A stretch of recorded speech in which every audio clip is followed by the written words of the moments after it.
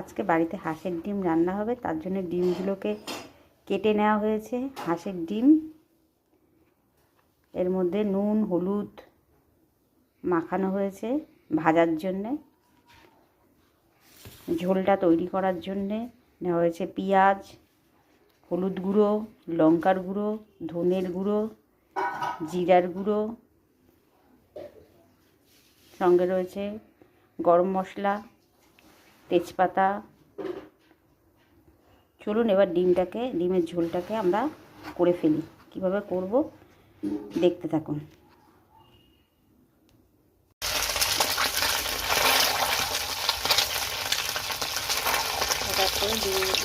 কড়াইয়ের মধ্যে তেল দিয়ে আবার করে ডিমগুলোকে ভেজে নেওয়া হচ্ছে। সিদ্ধ করা আলু,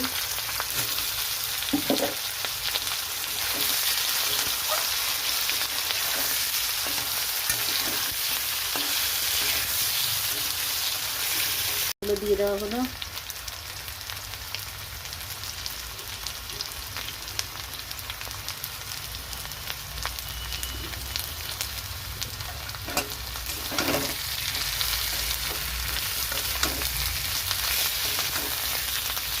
মশলাগুলো দিয়ে নাড়া হচ্ছে, মশলাগুলো দিয়ে কষানো হচ্ছে। রেডি আমার হাঁসের ডিমের কারি।